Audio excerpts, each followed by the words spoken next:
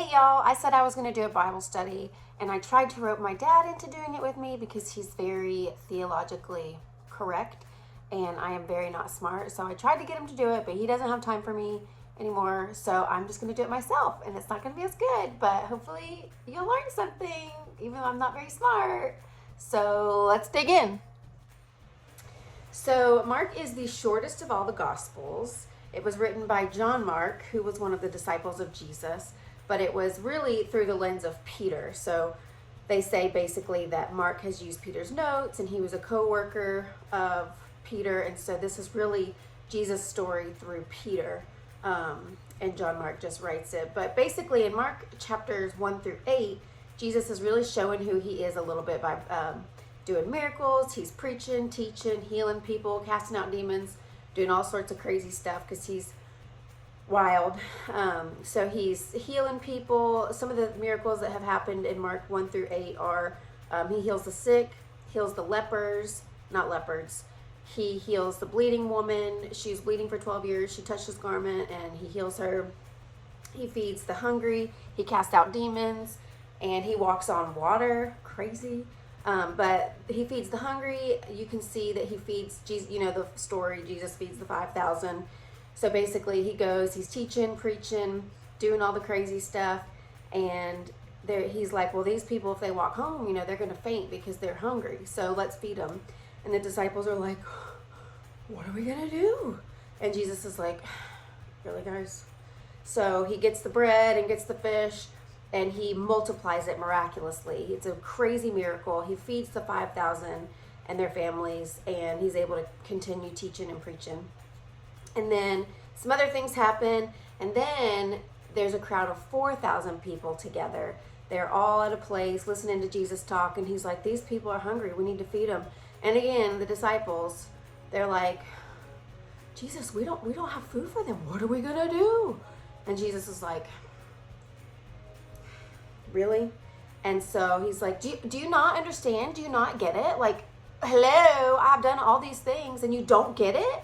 So he obviously feeds the 4,000 with a little bit of bread and a little bit of fish. He feeds them and it's miraculous. And the disciples are like, oh, that was crazy. And he's like, yeah, I've done this like a billion times, but it's fine, whatever. So then after that, right before chapter 8, Jesus is walking and some people bring a blind man to Jesus. And they're like, Jesus, can you heal him? And he's like, duh, I've done it a million times. So anyway, so he brings the blind man out of the village and he heals the blind man. He touches his hands to the blind man or speaks it or whatever he does. And so then Jesus asks the blind man, can you see? Are you healed? Can you see? Like he doesn't know. And the blind man says, well, yeah, I can see, but it's just like really blurry. And the people look like trees because I can't see that clearly. So then he spits on his hands and he touches the blind man's eyes and then he can see. And of course everyone's, oh, that's crazy. And I really, when I was reading this the other day, it finally clicked to me that Jesus is showing us something here because I don't think that he like didn't have enough power or he, you know, made a mistake. He didn't like say, okay, you're healed.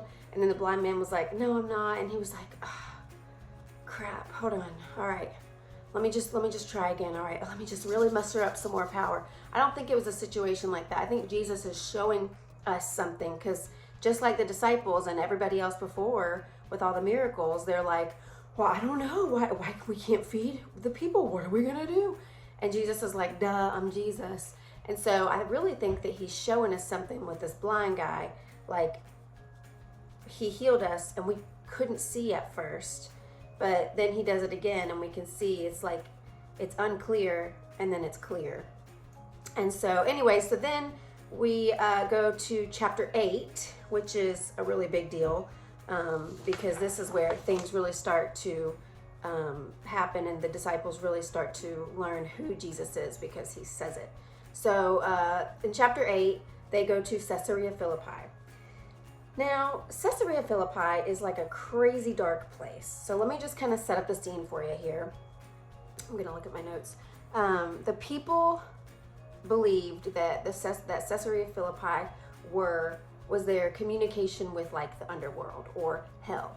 So basically, all in Caesarea Philippi, there were people doing heinous acts with sexual acts with humans and also animals and crazy things, because they believed, these were pagans, and they believed that these were ways they could worship their gods, like Pan or shrines or different gods. So they did some wicked, crazy stuff, literally wicked. So they did all these different things, but their main way of worship was, there was this big old cave at Caesarea Philippi, and there was a spring in the cave, and then there was a river that flowed out of the cave. So what these crazy people would do to worship or give their sacrifices was, what they would do is they would throw in a sacrifice. So like you normally, it would be like a goat or a sheep or a calf or whatever. That's what it was back in the day. They would throw it in, and if their sacrifice floated, that means Pan did not accept their sacrifice. Crazy. But if it sank, then that means, oh good, your sacrifice was accepted and you're going to have wealth and health and all the whatever. So if the sacrifice floated and it wasn't accepted, then that means they needed a better sacrifice. So what they would do is they would get their kids and their babies, they would sacrifice them, and then they would throw them into the spring, and then that's how they would do it. And so it was like crazy, demonic, absolutely insane. And so Jesus takes his disciples here.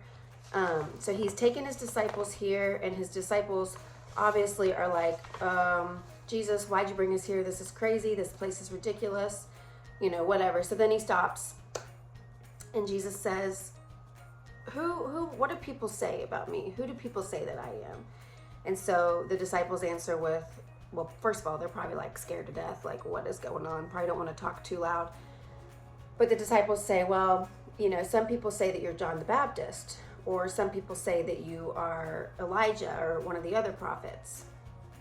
And then Jesus is like, okay, who do you say that I am? And then Peter, of course, Peter's kind of the leader of the crew.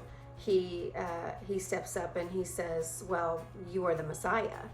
And he says, duh, can you not see it? Like, have you not been able to tell? Just kidding, he doesn't say that. That's what I would say. I'd be like, duh. So then Jesus begins to tell them that the Son of Man is what he gives himself that title during this point. And he says, the Son of Man must suffer many things, and he will be rejected by many, and then he will be killed and rise from the dead.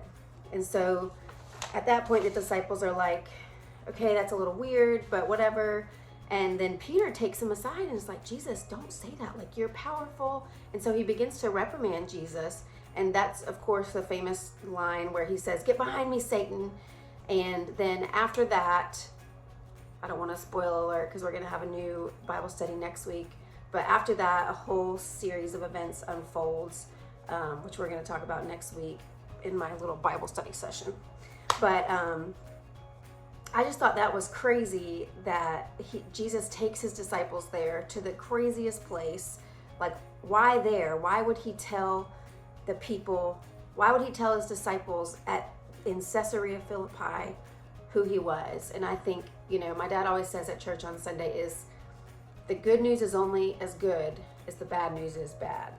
And clearly, I mean, they called that place the gates of hell. So clearly that place was so bad. And then he tells them, it's okay because I'm the Messiah.